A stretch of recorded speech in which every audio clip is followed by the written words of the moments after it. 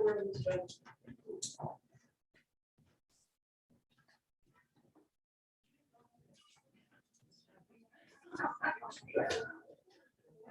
we're all set? Yeah. Good morning, everybody. Let us stand for a pledge of allegiance. I pledge allegiance to the flag of the United States of America and to the republic for which it stands, one nation, under God, indivisible, with liberty and justice for all. Thank you. You may be seated. I will acknowledge for the record that all board members are present, and good morning to everybody. We will move along with our agenda. Our administrative portion, I move the approval of the minutes from the May 10th, 2023 board meeting and acknowledge and edit to the May 23, 2023 agenda, approving the April 28th, 2023 minutes, not the April 18th, 2023 minutes. There was a typo. Is there a second? Second, I do have a friendly Yes, please. amendment if I might. Yes, Ms. Schmidt. On page 2 of our minutes, I am pretty sure I said in the, let's see, not overreaching duty, but overarching duty. Okay. In that. Overarching, yeah. Yeah, I'm pretty sure I said overarching duty, not overreaching Okay. duty in that third paragraph, where we're talking about the duty to investigate the challenges and any voter irregularity. Basically, I asked Mark if the board has an overarching duty to investigate these matters, not overreaching. Okay. That's Great. just that correction in that paragraph. That's Yeah. noted for the Yeah, record. I only glanced at it. It's a lot for the reporter to cover and for our folks to capture in that Yeah, meeting. But overarching. that, That's right. overreach was definitely not the word that I used. That's correct, I remember Yeah, that. thank you. That would be my friendly amendment. Excellent. That's noted for the record. Any other unreadiness on the motion? Okay, hearing none, all in favor, aye? Aye. Aye, the ayes have it. It's so ordered. Thank you.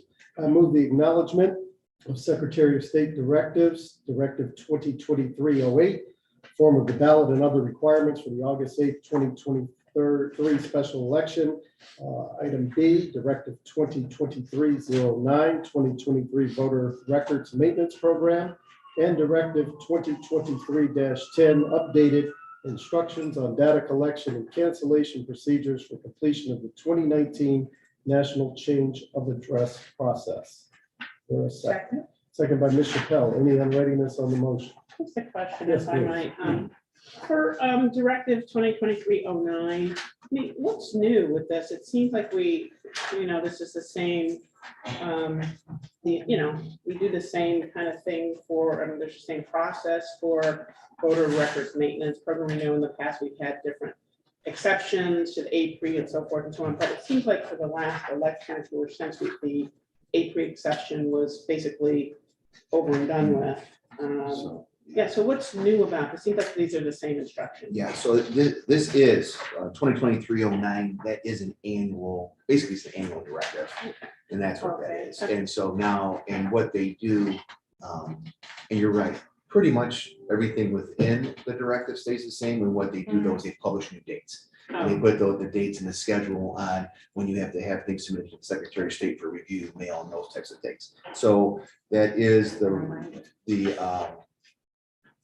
it is. Okay, it's just an update but nothing has changed in terms of process. No, Okay. no, the only, so I guess in the spirit of change, see 2023-10, that deals with a previous NCOA. We were actually right for cancellation, like a real, at this point in time, that got pushed because of August. So, so that changed that we now won't be canceling records based on what happened in 2019 till September. And so after August, we will, we run into this situation before, because of our September election, we do a two-step. So everyone who's not involved in September, they get canceled on the regular schedule. And in those communities that do have a September election, we have to wait till that election is conducted. We apply voter history, and then we do those communities.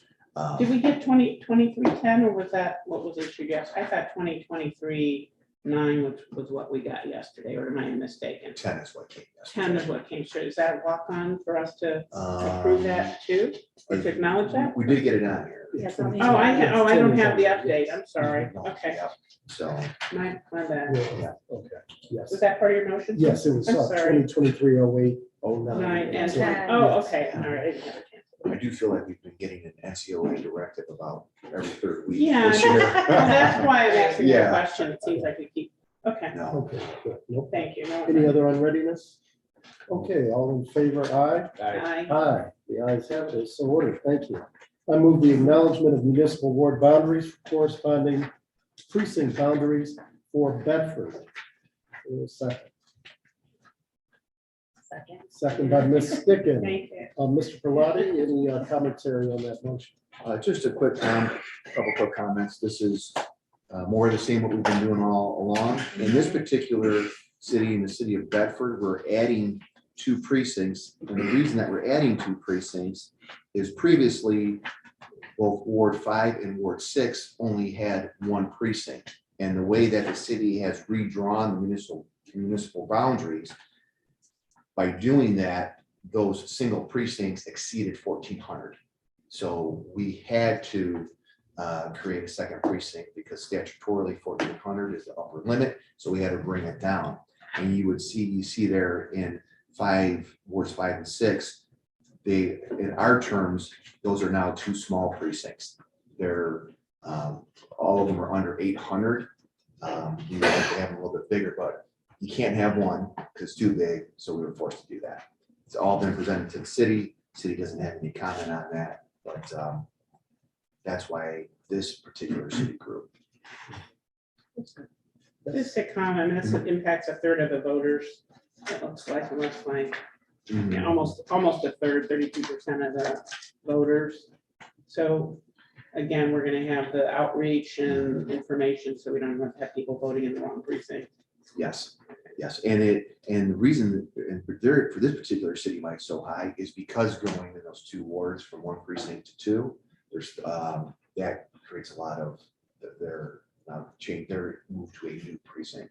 So I think they'll still be at the same polling locations, but we will provide everyone with notification. And our poll workers will know. Yes. And what I hope for is next meeting, I hope, should be the last meeting that we have boundary changes, and that would be for the cities of Westlake and Olmsted Township. One caveat on Olmsted Township, they don't have, they didn't submit ward boundary changes, but they had a massive housing development go into a precinct that rocketed their registered voters over 1,400. So we have to get that back in balance. So that is a board initiated move That's based I was based on gonna ask you that, we can trigger that then. yes, as well. yes. Local So council, okay. yeah, I think we have a responsibility to do that, and that's what we're doing. So And we haven't done that. We did it, we've done it before, board initiated. We did a huge one.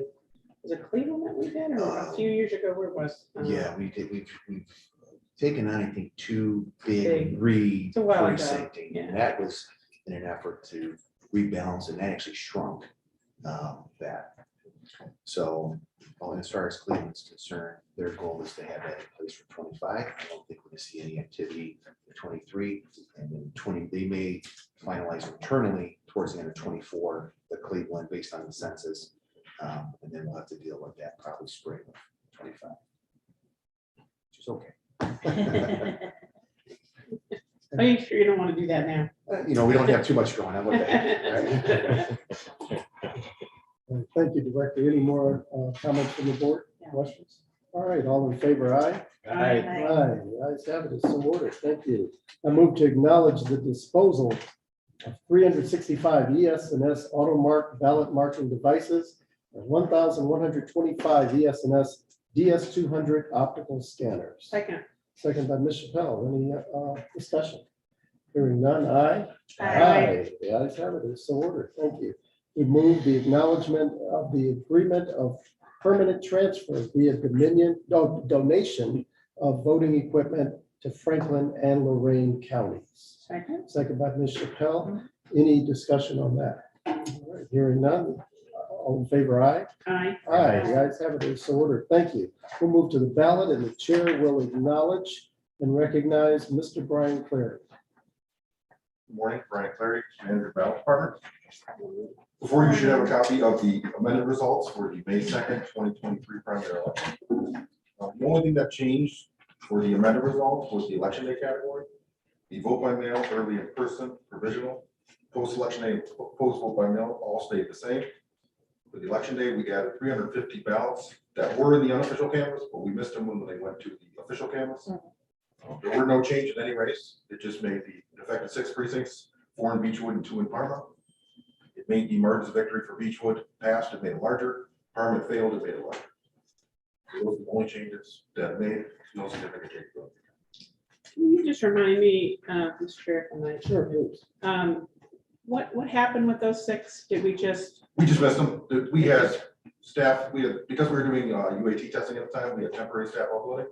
And the process is for them to highlight the sticks after they upload them. They highlight them, they just didn't upload them.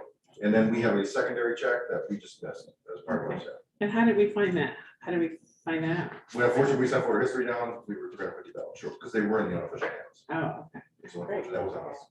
Okay, but still, we found it. We found it, It's yes. great. Oh, yeah, So yeah, that's there's tripwire functions that That's help us catch these things, so that's great. yes, exactly. So that is the good thing, is that there are these other, it's a layered approach to try to find all these things. And I just want to clarify, no new ballots were found. No. Right.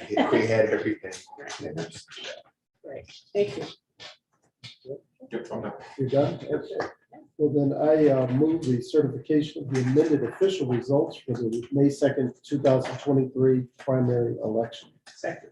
Second by Ms. Chappelle. Any discussion? All in favor, aye? Aye. Aye, the ayes have it, it's so ordered.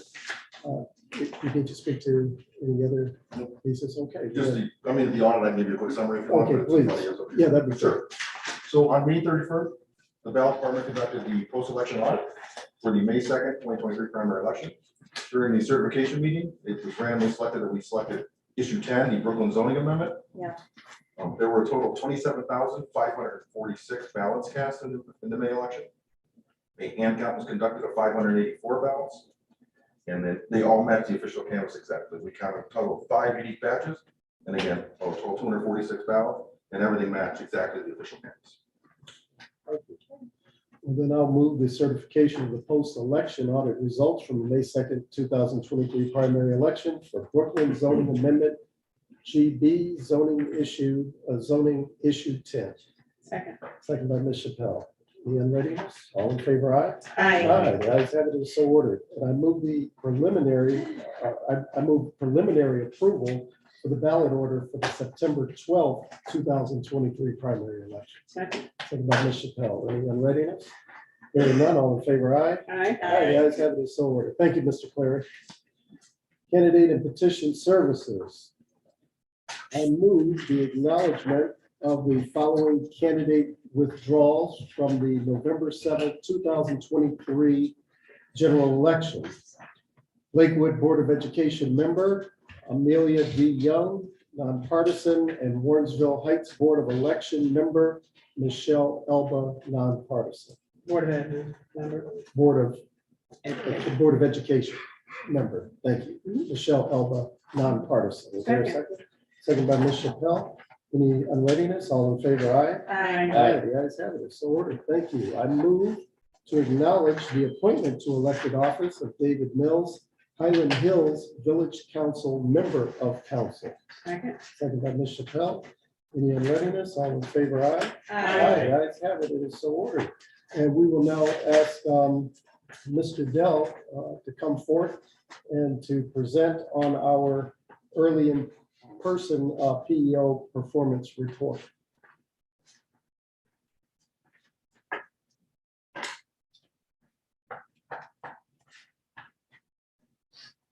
As the report indicates, we had a nice smooth election and we have a very solid, reliable team.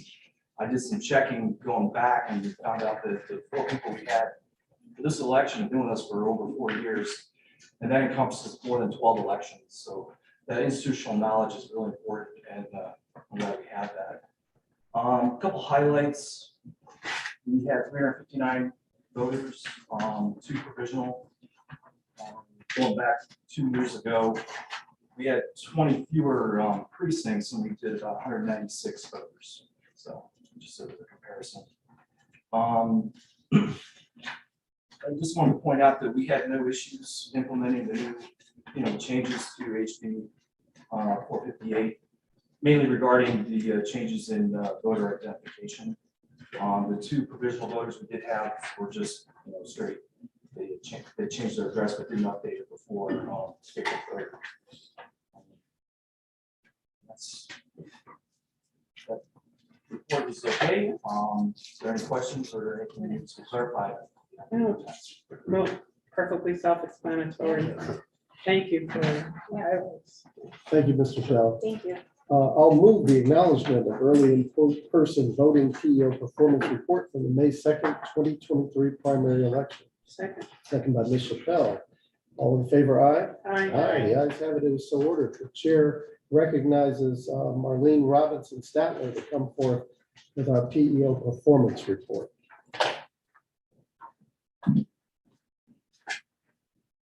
Good morning. Morning. Statler, Assistant Manager for the Election Officials Department.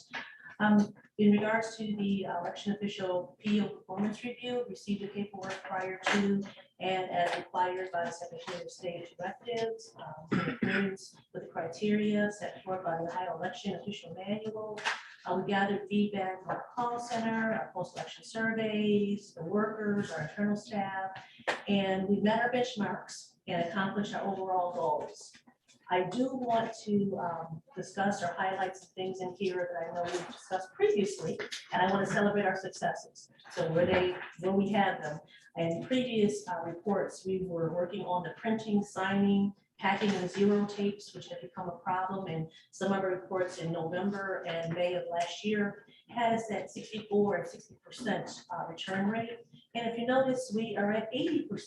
So we have put some new things in place with reports now being packed differently in our EPD ballot scanner and reports envelope. So we did receive those back, and we're going to continue that process as we move forward in August and September and forthcoming elections. So we want to celebrate that. And along with, I did want to also call your attention when you look at future worker appointments. We noted when we have on watch, we have 16 there, and so that number may cause some attention. Have to take into consideration for the May election. We will take people from different locations, and sometimes most of it leads to personality. So personality conflicts. I will say we did not have stellar election officials like Terry McCaffrey. They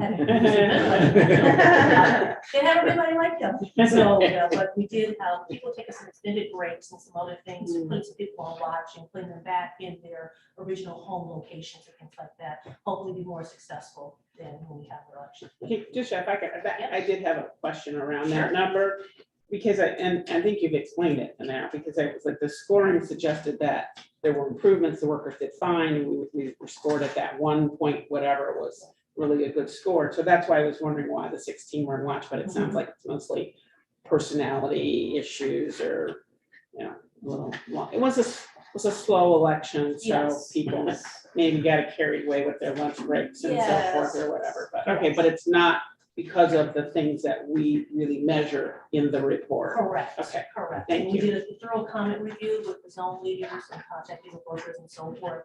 And so we were able to find out the reasons for that. And then the other item is in regards to our handling of provisional ballots. And previously we had in November, we were at 52% rate. And so I do want to celebrate our success that we're at 95% as far as no provisional ballot rejected due to PEO error. So we're going to continue some of the processes. We introduced the yellow bag, introduced now everything being encompassed in one place for provisional, and that seems to be helping some of the process and procedures as we move forward. So we're going to continue with that. And do we expect, given the high percentage of, performance here, good performance here, that this will continue to ratchet up, because I'm assuming we're going to be using the same poll workers, the processes will still be in place, the new processes. So are we anticipating that we will continue to have greater improvement there? That is our goal. That is our goal Sure. right now. And in May, only training approximately 900 to 1,000 people. We're using training model now to incorporate not only House Bill 458 and those changes, but also now the new equipment. Right. I would also just add regarding the provisionals, this was the first election where we implemented a 2-color provisional envelope. In the past, we only had, they were yellow and we had an overlay that they would use. Now it's similar to our vote by mail applications and registration cards where the areas that the voter needs to fill out are highlighted in yellow. So maybe that also helped and assist some of the completeness of fulfilling the envelope requirements. Anything else, Ms. Stanley? All right, thank you so much.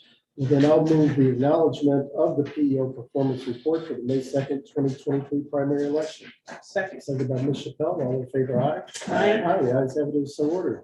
Election support. I move the preliminary authorization for the allocation of voting booths for the September 12th, 2023 primary election. Allocation quantities are based on 1 voting booth for every 175 registered voters per polling location. A total of 2,608 voting booths will be allocated, plus 318 ClearCast Go scanners, plus 159 ADA clear access voting units, and 318 electronic poll books. Second by Ms. Chappelle. Anyone ready? All in favor, aye? Aye. Aye, the ayes have it. It is so ordered. I'm going to ask Mr. McAlay to come forth and to present for fiscal services. Morning. Morning. At Mackley, Assistant Manager of Fiscal Services. We have several items on our list today. The first 2 are we're asking approval for contract items, and the remainder of items are for vouchers and payments. The first item, resolution number 2023-6-8-14A. The fiscal department is recommending the board award and contract with Midwest Direct for ballot printing and vote by mail services, mailing services. To prepare and subsequently pay the items identified for the period of June 1st, 2023 to May 31st, 2025 in the amount not to exceed $2,041,911.96. The formal RFP process was conducted. The recommended vendor was not the lowest bidder, but after reviewing the bids and touring both facilities, it is recommended to proceed with Midwest Direct as the vendor's operation is viewed at tour currently. I'm sorry. Oh, it is recommended to proceed with Midwest Direct as the other vendor's operation is viewed at tour currently cannot meet the need of our election. Who was the lower bidder? Do we have that recap in here? Maybe I just missed it. Yeah, the other Let's see. bid was from Integrated Voting Systems in the amount of $1,703,997.90. Do we have any?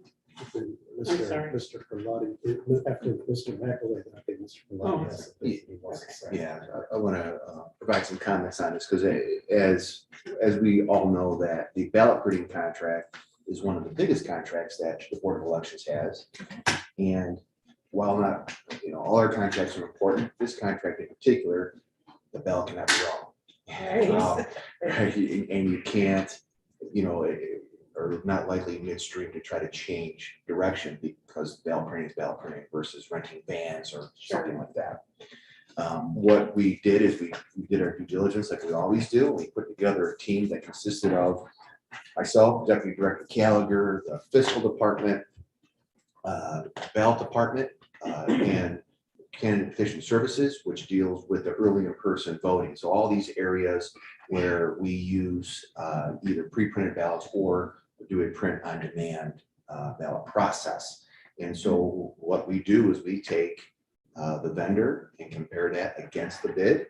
And we had 2 bids submitted, Integrated Vote System and Midwest Direct. And so in looking at that, we're trying to see, can they meet all the qualifications of the bid, and things such as their experience, and printing ballots inside and outside of Ohio. References that they provide, their physical facilities, the management that they have, the ability to execute timely, and where they hit all the marks of the contract. So in doing that, one of the items is it looks like when you read through, both of these vendors are able to meet a lot of those. And then we go, and part of the bid is we will go for a tour of the facility, and we did. And so we went in towards both facilities.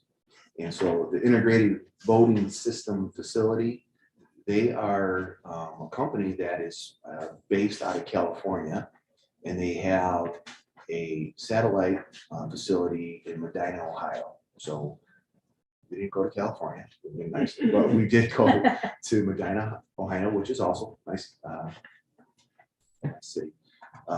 But when we, in viewing there and looking at the facility that is there, there were some concerns that we had. One of them was security of the facility and having an in-depth, say, security camera system, maybe card access and those types of things to keep control, because again, ballots, you want to make sure that we know and logs of who's in and out of all these facilities. It didn't seem to be very robust at the IDS facility. Did not. Did not seem very robust there. And then the actual facility itself. So the ability to store the ballots and paper products, so both printed ballots and raw product envelopes in a controlled environment. Paper is very sensitive. It needs to be in that environment. So you need to have obviously heating in the winter, cooling in the summer, humidity control and things like that.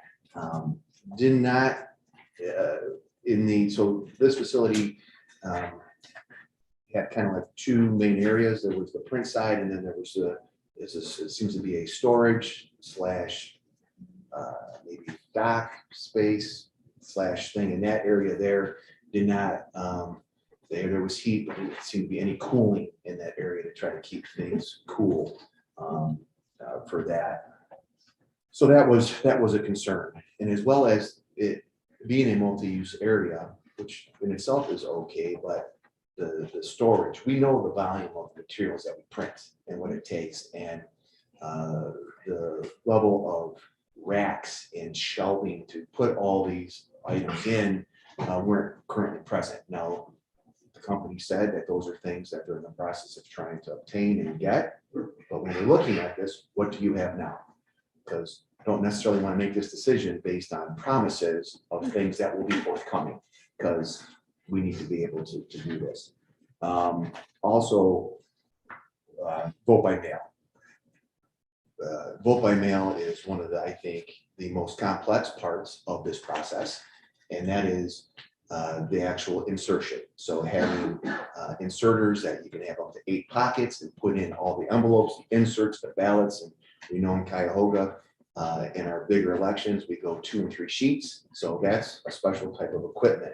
The equipment that was there for the vote by mail, we required 8 pockets. That one can only go up to 7 pockets. So that those times when we do go to a 3-sheet ballot, we don't know how that would work, and our inserters need to be on a camera system. We require that. That ensures, again, with the volume, that all the pieces, the correct ID envelope, the correct ballot pages, all that is getting together. When you get to a manual stuff, you are more prone to error. We learned that years and years ago, and so you would get to that. But also with the vote by mail, we spoke to some of the references that they have here in Ohio, and it seems that they are not doing in 2023 any kind of, definitely not high volume, but I don't even know any volume of vote by mail ballot insertion. They are, for some of the counties, they do print a vote by mail ballot, flat ballots. They send it to the county, and the county, they hand fold and they hand stuff. That's on them if that's how they want to do that. We don't do that. And then their biggest customer, I believe, is Summit County. And Summit County, for their vote by mail, they print on demand, and then they hand stuff and hand fold and do all that. So We know that Cuyahoga for years and years is the highest vote by mail county in the state. Our volume is massive. It is typically at least 30%, if not more, and that is critical. And we know it literally you get to a semi-pool of materials in a large general election that you need to pull out of there. We just don't see all this happening. Now, again, their California facility has state-of-the-art stuff there. And there was talk that they could try to bring or get some of that and bring it across the state. But again, when we were there and we're seeing and we're making a decision today, here, it's got to be there. It's got to be happening.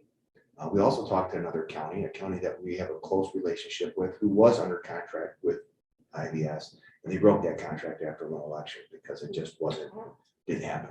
So, you know, those are things that we all take into consideration.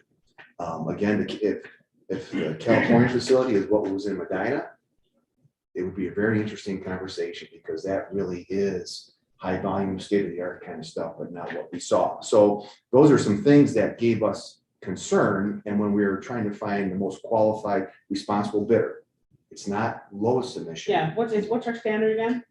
Lowest and best, lowest responsible, responsive, what is it again? 3505.13C. The board's to award the contract to the most qualified responsible proposer.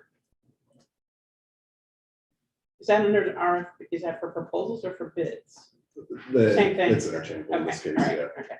So, and so those were concerns that we had, Sure. and that doesn't meet our needs. And we toured Midwest. So even though they've been our vendor for 3 years and have been successful and they can handle our volume, we still went and wanted to see. Previously, they were able to meet our requirements. They have enhanced where we are from before. They have where previously they had one large volume printer for ballot printing. They have duplicated that. So that is something. And then even on the insertion, they have multiple insertion machines. And there is a machine that has been dubbed the Cuyahoga machine now for about 2 years. That is state of the art inserter that when our stuff comes in, it goes on that machine because it's production time. There's tight turnaround from when Ryan Cleary and his team get a large file of thousands that they need to have something in the mail the next day. And it's those things that they are able to do that. So those are, you know, in looking at that, even though Midwest Direct is up in the ballpark of $300,000 more in the contract, they will, I will, I don't know if I'm allowed to guarantee, but they will be successful. They will deliver for us. IVS is a maybe. We have it. They don't have the Ohio history for the large volume of vote by mail that we need to do. It's a risk that I don't think that this board should take on, as well as things like the security and the physical controlled environment that you need for these most sensitive documents that we deal with. Thank you, Director. Any other comments? I mean, I just want to say, I mean, certainly Midwest has a great track record with us, and so, you know, I'm very happy to know that, my question is really around when I saw the price difference that we've just done the due diligence, so, you know, it's taxpayer money, but, I mean, they've been great partners, and I have no problems with the award of the contract or the price differential, as you get what you pay for, and you're right, the ballot cannot be wrong.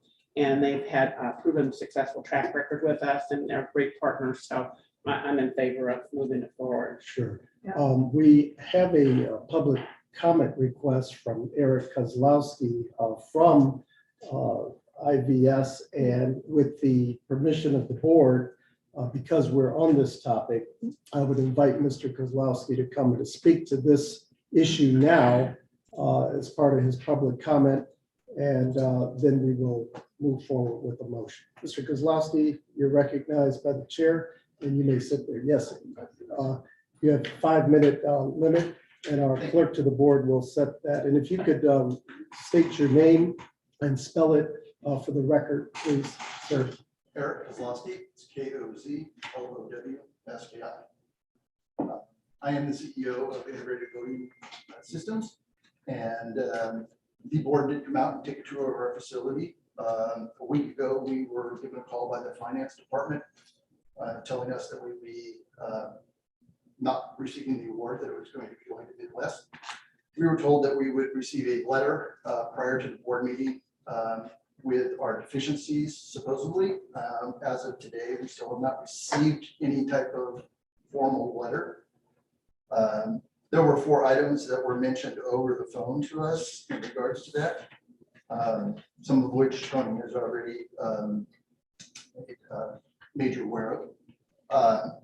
Number 1, as far as the inserting is concerned. Okay, we have been inserting absentee ballots since 2003. We were invited into the state of Ohio in 2012 and have been doing that here. Most recently, we were partnered with Midwest Direct for the 2020 election. They did the inserting for our ballot counties and we did all the data processing. We were the subcontractor under Midwest previous contract for doing all of your data. So we are very familiar with Cuyahoga Fish requirements and what is required to do here. The inserting equipment that we do have currently on the floor is a 6-station inserter. It is not 8. We do have 8-station inserters in California that we can move out here, which we plan to do. None of the upcoming elections in the previous near future have any more than 5 inserts that were listed in the RFP. So the 6-station inserter is much capable of doing what is currently required in the next few elections. The time frame of being able to put a machine in is probably about 2 months to allow for proper testing and all of that. At this particular point in time, you have the August election, which is a 1-card ballot. You have the September election, which is a 1-card ballot, which means it's fine to do on the current inserted equipment that we have. As Tony stated, we are about 20% less as far as cost is concerned to the board. The other issues that were mentioned was the security. We approached that while we were on the tour. And currently, the Secretary of State is finalizing their security requirements. They have a list that is out with the preliminary requirements. We told the county that we would be waiting until that time that they were finalized in order to put in the security requirements. The few that were mentioned here are less than a day's install as far as, you know, putting cameras in place and putting a card reader on our door to monitor insert. So, you know, again, if we were awarded the contract, that would be done within 1 day, and then we'd wait for the finalization of the Secretary of State's recommendations to do that. The other 2 things that were mentioned to us on the phone was we do not have perfing equipment on the site as far as being able to perf the ballot paper. We purchased pre-perfed paper, so it's not necessary for that to be on site. Our largest vote by mail customer that we've been performing since 2003 sends out 560,000 vote by mail mail packets every election cycle. So we're very well aware of what is necessary to get those out. Those all have to be mailed by 29 days prior to the election in California. Is that a California customer? That is a Not California Ohio. customer, not an Ohio customer. Up until this year, we had partnered with other people like Midwest Direct to do our vote by mail because we did not have vote by mail equipment in the state. We now have our own, and we're doing our own inserting now. We are not aware, as Tony had mentioned, of any customer who has canceled any contract with us. So that's news to me if somebody has canceled the contract with us. We have done some inserting again offsite with other vendors, most predominantly in 2020, in which we had 3 customers that we did end up losing the vote by mail processing for, and that was because of Midwest's failure to get vote by mail out on time. Excuse me, Mr. Hills, how much time do we have, clerks? 12 seconds. Okay, 30 So- seconds. Thank you. So what we would ask is, try us. You have a small election, or it's a statewide election, but it's a small election in regards to the complexity of it. It's a 1 ballot card issue here for the August election. Try us. If you don't like what we do and are unsatisfied with our job in this election, move on to Midwest. But I think it's worth giving us a chance.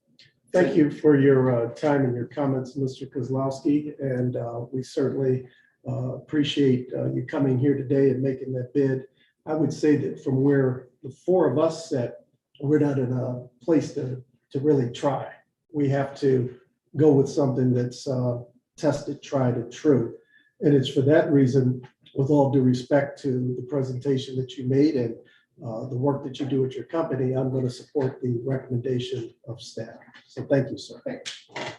One quick question I have, if I might. Please.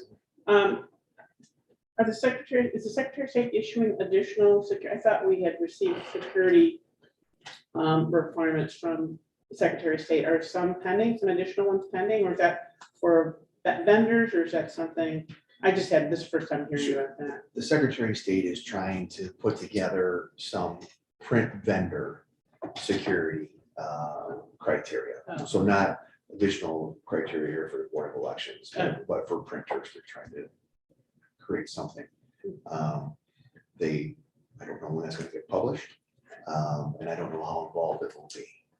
But I would say, I would think we could probably bet on cameras and different access logs and things like that being in place. But I don't know, and that's, so, Just curious. yeah, I was, yeah. that was interesting, news to me, but I wasn't aware of that, so that was information. Yeah, I think they're still trying to work through exactly what that's gonna look like, Okay.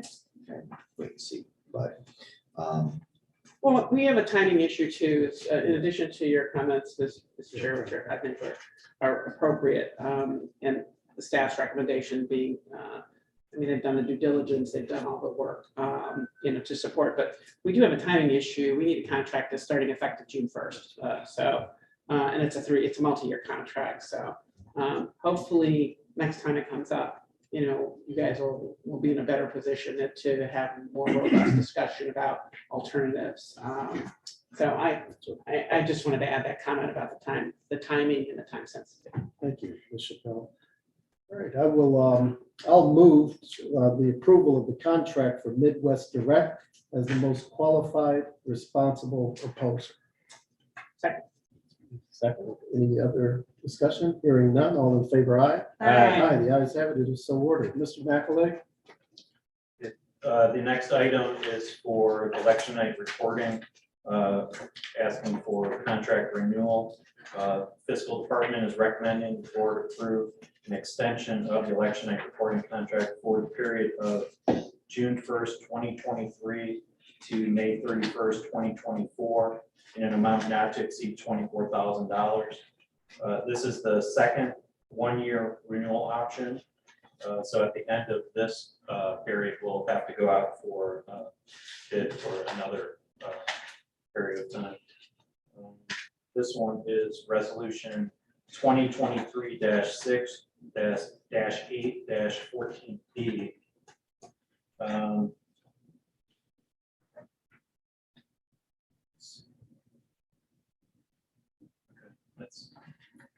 Thank you, Mr. McAulay. I'll move the approval of the contract for 10X Software Solutions for election night reporting. Second. Second, any other discussion?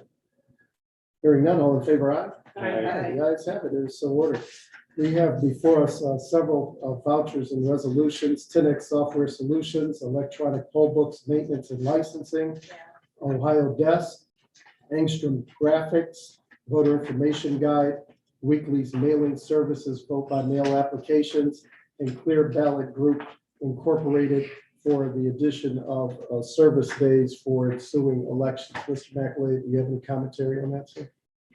Now I can answer questions if you like. Or It's- Mr. These are Pilati, people about you. Director? Pretty straightforward. I guess, yeah, we're just, the 10X, the EPBs, this is year 7 to 10 renewal. So we have another, you'll see this 3 more times before we would have to negotiate a new contract. Ohio Desk, that was just part of the ancillary equipment to support our new one central count scanners for the ballot department for the vote by mail scanning, and the early in-person voting that we do here in this building. Voter information guide, we're blessed to do that every election, give voters information. The weekly's mailing service, this is something that we have done this on an election by election basis, but we're trying to lock it in for a longer term.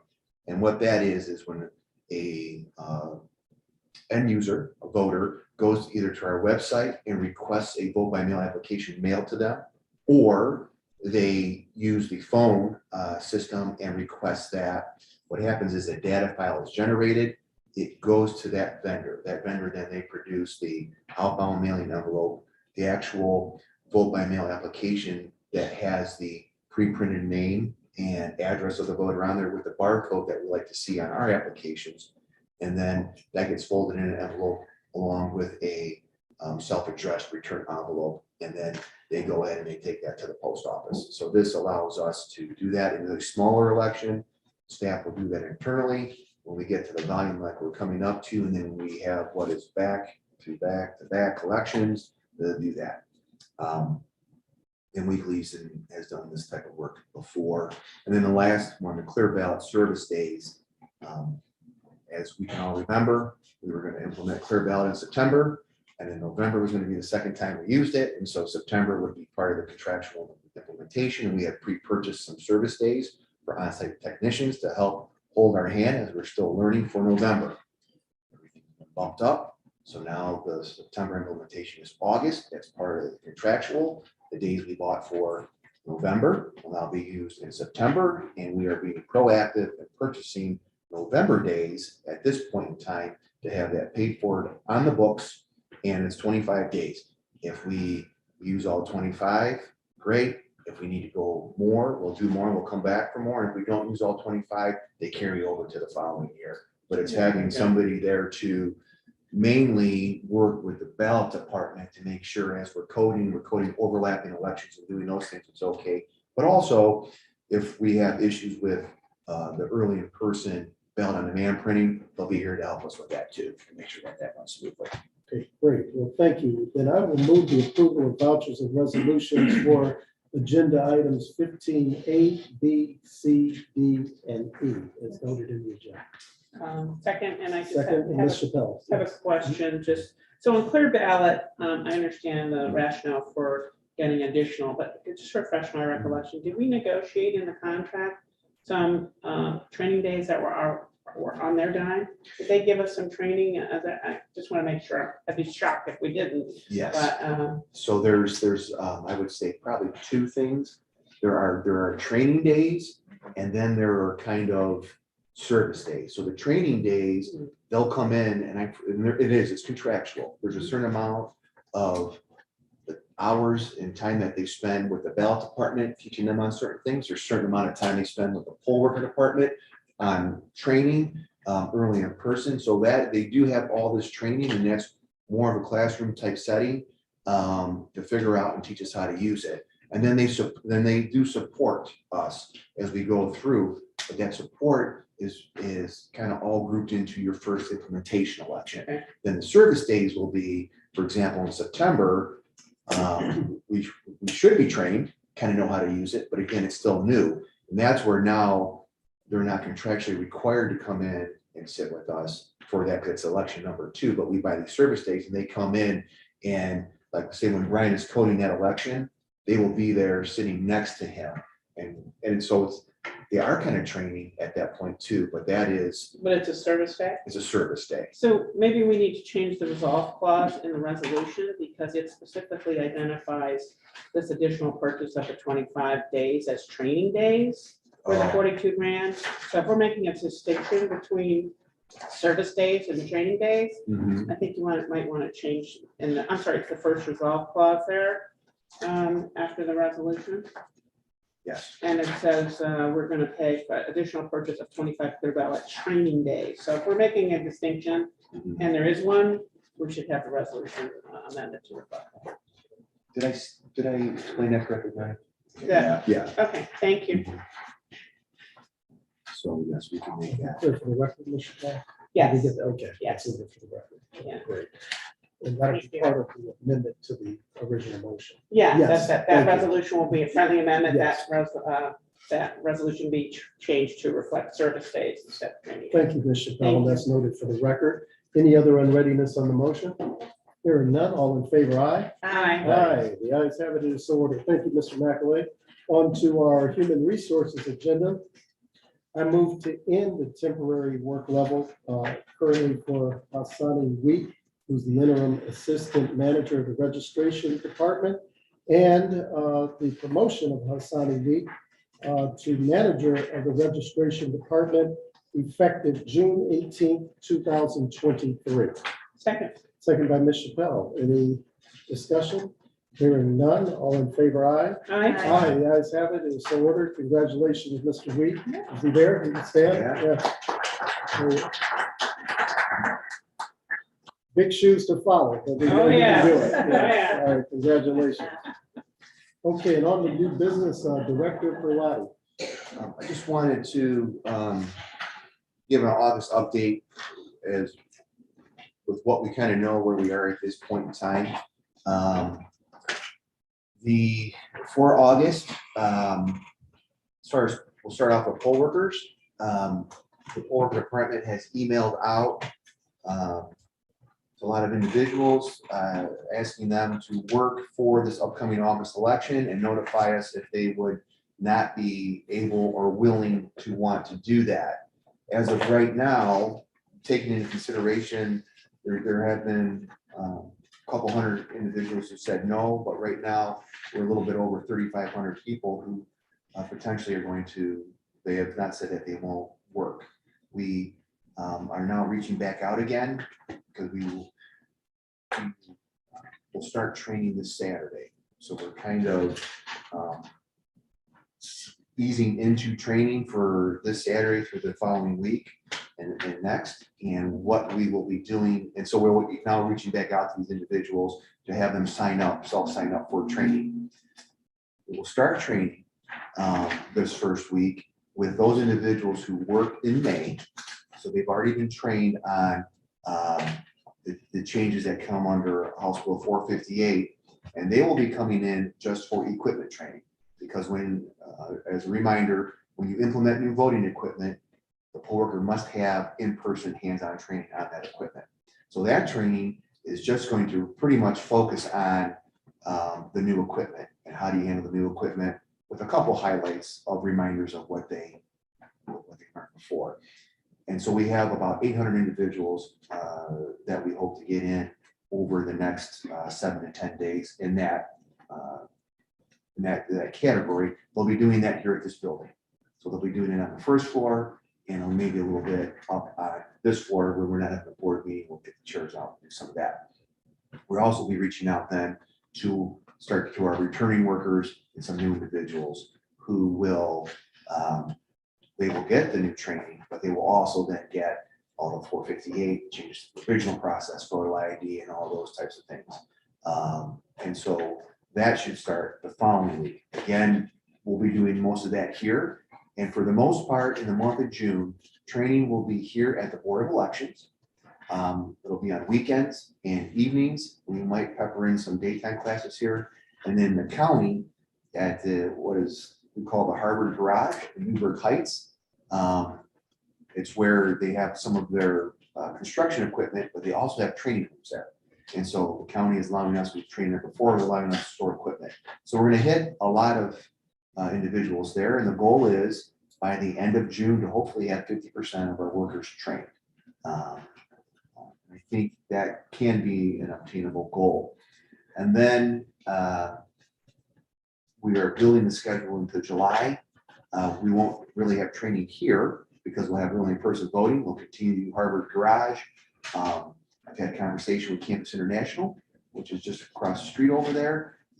They're going to give us a couple weeks, it looks like, in the middle of July to do some on-site training there. And then we're also going to be working with some of the training facilities that we've used in the past. One of the differences is they have to store the scanners, and some training facilities don't want to store.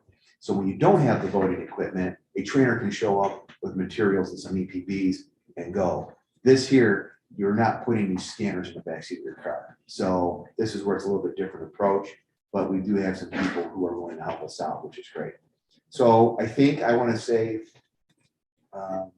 we will be off to a good start. And the amount of time and effort that Becky and her team and Marlene and Ariana have put in trying to get these documents updated and do this, I think while everyone's under pressure, they're probably under the most pressure right now, and they are getting it done, which is good. So that's where we are with poll workers as of today. At least I don't have a worry about us getting our numbers of what we need to work. We'll see what happens in a couple weeks. Vote by mail applications. We have almost 3,000 vote by mail applications in for the August election. We will, one of the things that we do is we have to lock in our election, and we will be locking in the election either end of day Friday or Monday morning.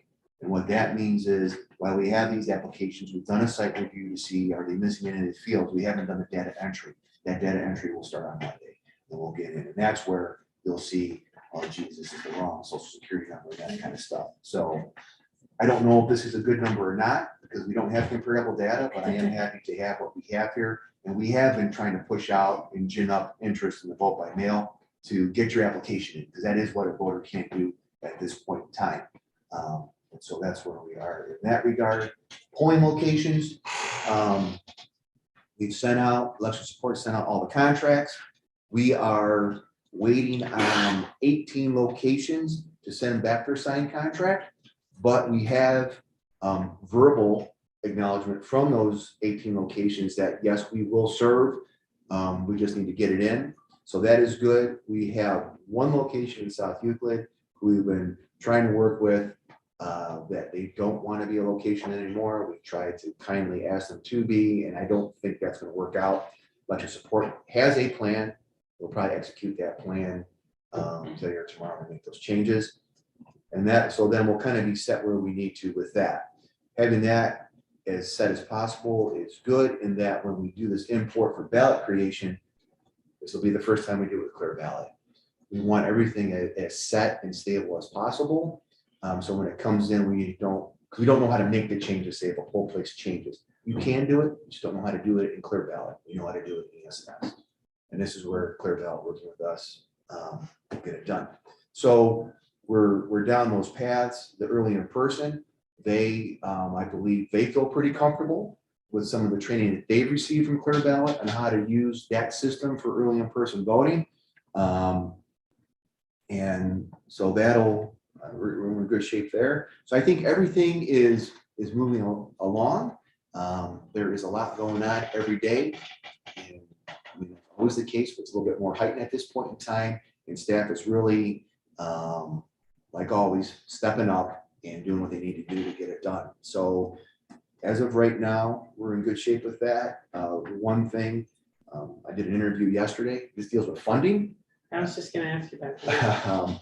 So in the state budget bill, they initially had put 15 million in. I believe that's short, and a lot of other election officials is short by about 5 million.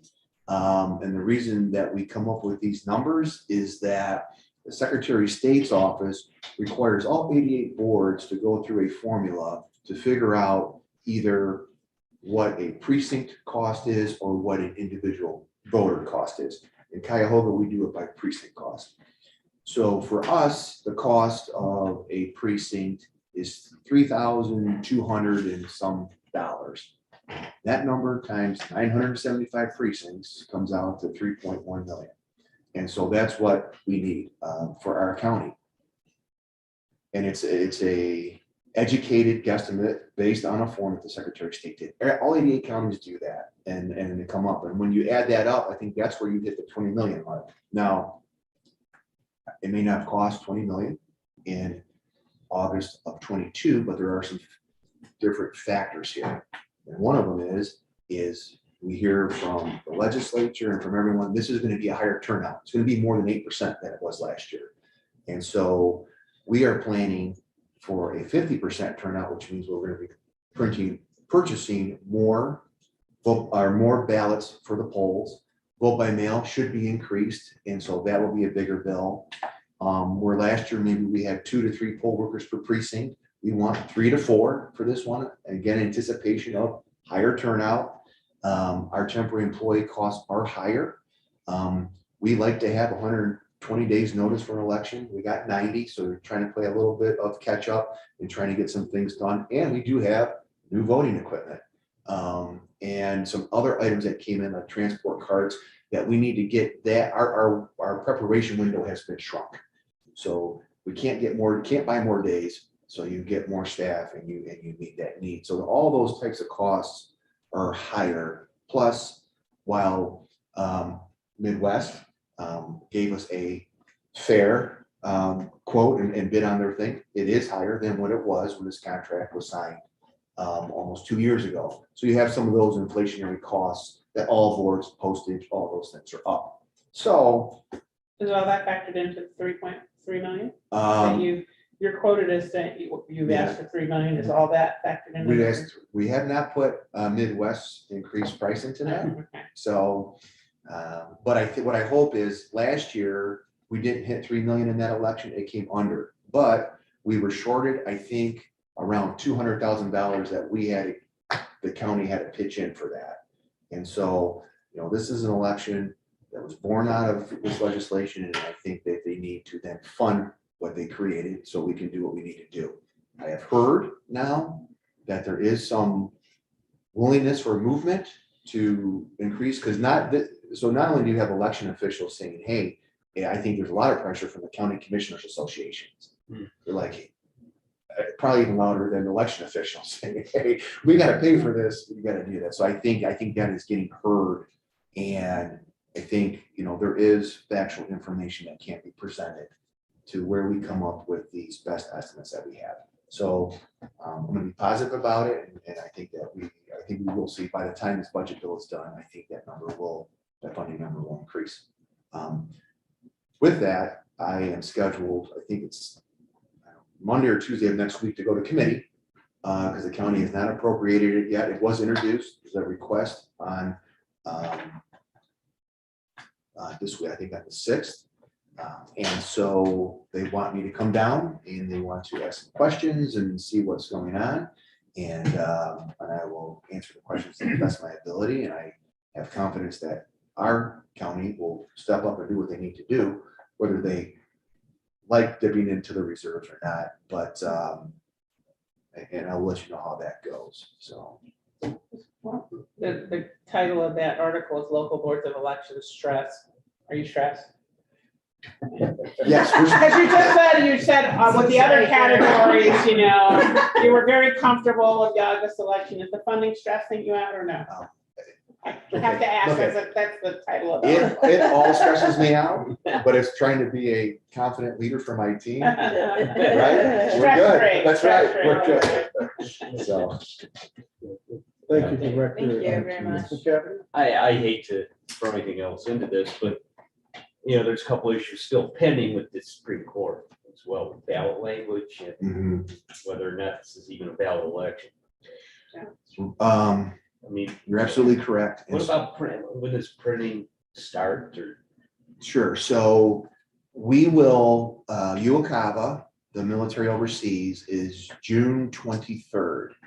And typically what happens is that we finalize the proofing of our ballot in time for UOCAVA. And then once we complete that, then we start our approval to print test. And that will probably take in the vicinity of maybe 5 days. So we'll say June 28th or so is when we're going to say, hey, Midwest, here, go ahead. We will provide them with a file so they can start doing programming with it. We'll say, go ahead and start printing. So I would hope that we would know before then, but if not, unless directed by the Secretary of State or the courts to pause, we have to pull the trigger. Otherwise, we won't be able to place a ballot in the mail on July 11th. Now, one thing with going to the on-demand printing for early in-person voting is we don't need Midwest Direct to print that whole ballot roll anymore. in theory, what that does is it allows them to get to the vote by mail sooner, because they don't want to sit on that, because they want to make sure they get everything out time. By the way, Midwest Direct, we didn't ask them to come, but they're a good vendor and they showed up anyways, so,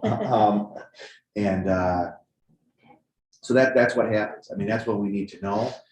But we cannot pause unless directed by the state or the courts to pause. We have to, we gotta pretend that it's going on. So we'll see. So But there's also a June, what's the June 22nd deadline? That's absentee ballots provided to the Secretary of State's office. That doesn't, is that optional or is that's just so they can see? they're gonna want to see what it looks like. I would Okay. say what happens is we come. It's just one day earlier than the 23rd day. but just- Yeah, so usually we're there Oh. with that, and it's electronic version. Okay. And if for some reason we're not 100% done with something, we will say, here you go. This is what we're finishing up our proofing at that point. But again, that's just communication with them. But you're right, it's right at kind of like the deadline anyways. Yeah. So that's when we're finishing that up. Thank you. Any other comments from the board? All right, hearing none, no need for executive session, so I will move to adjourn the meeting. Oh, yes. I'll You second second it. and then we can Just a speak, yes. question, or just on the schedule for Yes. meetings. Please. I am available, and I thought I wasn't gonna be here on the 21st, but I will be here on the 21st. Great. But did we add something else, or am I imagining that we added? Yeah, no, we did. So we added today, we added the, I mean, that's. 21st, we added August 16th. Yeah, August 16th, Okay. 9:30. So we added August 16th and we added September 20th. Both of those meetings, the 16th of August and the 20th of September, are both the provisional review verification. Yes. Okay. I'll have an issue with this September 20th, but otherwise, I'm good. You're good for the Yeah. 21st. So, sorry, We'll just want cross that to. bridge when we get Yeah, there. there we go. Who knows what can happen between now. All right. We do have a motion on the floor to Yeah. adjourn. So all in favor, aye? Aye. Aye, ayes have it, so ordered. Thank you. Have a great day, everybody. Thank you. Good meeting, Chair.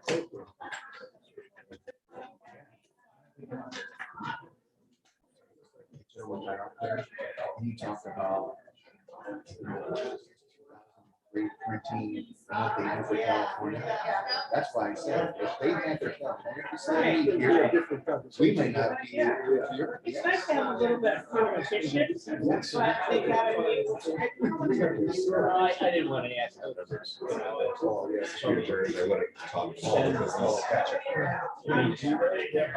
You don't.